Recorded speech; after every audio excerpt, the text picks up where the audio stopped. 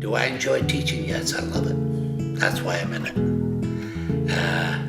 I've been teaching now for, let's put it this way, I've been playing a musical instrument since I was 5 years of age. And I play all the brass, I play all the woodwinds, I play piano. I studied piano for 14 years. I went to the different schools over in England and went to Leeds University, and I got 1 degree there, and then I went on to the Royal Academy of Music London and got my master's degree there. And I taught at Berklee School of Music in Boston. I taught at New England School. I've taught high schools. I've taught Babson College. It's all fun. And plus, I've been a minister of music for the last 45 years, doing choir work and teaching groups how to sing and that type of thing. So what music means to me, that's it in a nutshell. I love it. And I love giving kids a little bit of what I've experienced throughout my life.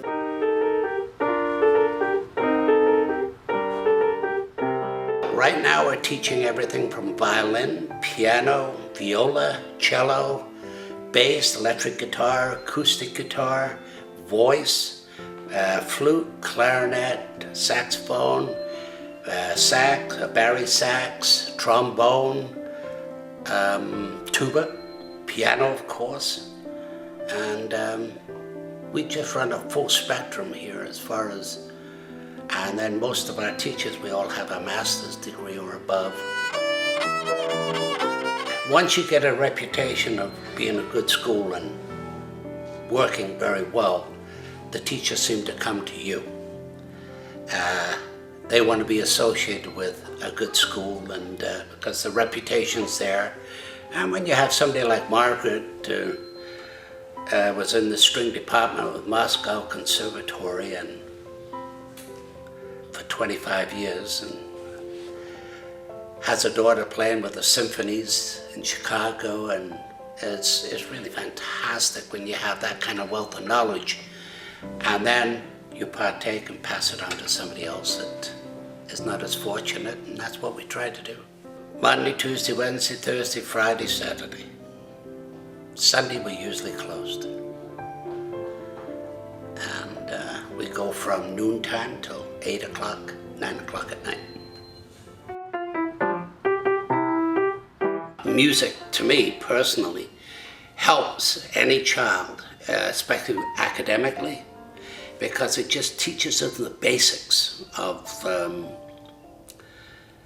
how to memorize things, the basics of the discipline of practicing every day and become good at the instrument and everything else. So everything I've done over the years teaching, both in high school, college and everything else, I've found that music is such an important, to me it's a very important link to teaching education, because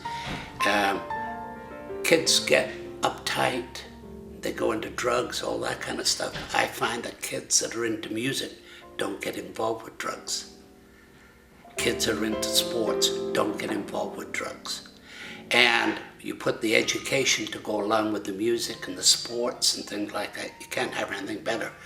As far as I'm concerned personally, as my own, well, that's the way I've figured it out for the last 50 years, to be quite honest with you.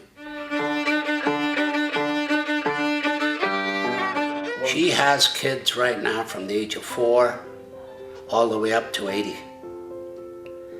And we have adults that are learning to play something that they gave up when they were kids. I've got a couple of students myself. One played a trumpet. She wanted to play like Harry James. Well, you don't start to play like Harry James when you're 60 years of age. It just doesn't happen. But she did very, very well and still is doing well. And then I've got another gentleman that's playing the alto sax. Always wanted to play an alto sax, and so we started him, and now he's playing some of the Gershwin melodies and things like that. What we can do with a 4-year-old is teach him percussion.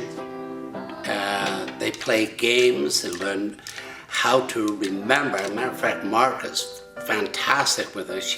She'll maybe line up 10 or 15, and as they get more progressive with their rethinking,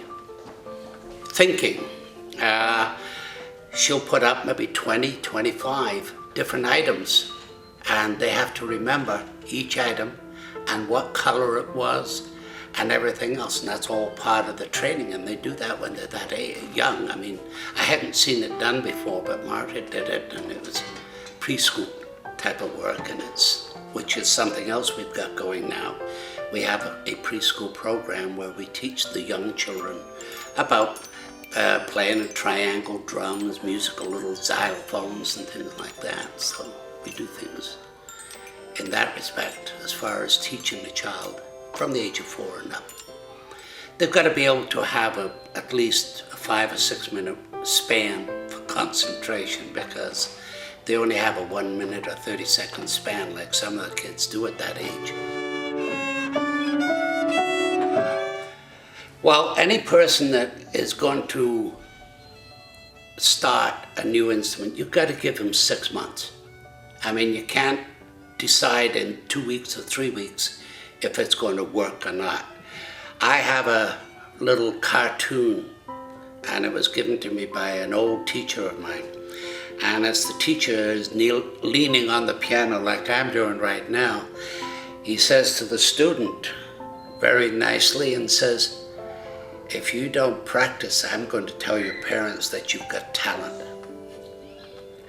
And they kind of look at you and say, "Well, what does that mean?"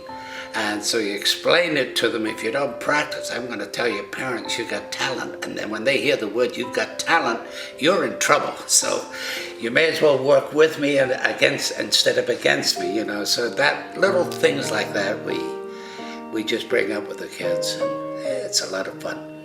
And I have all pictures in my room, which for different groups that I've had and all that type of thing. And the kids are always interested. And then I take pictures of my students and put them on the wall. I've got some students right now on my wall that I've had for 15 years and 20 years.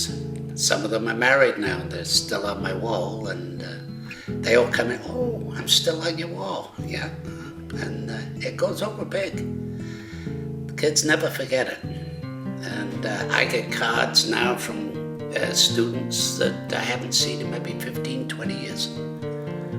And just thanking you for some of the things you've done for them. So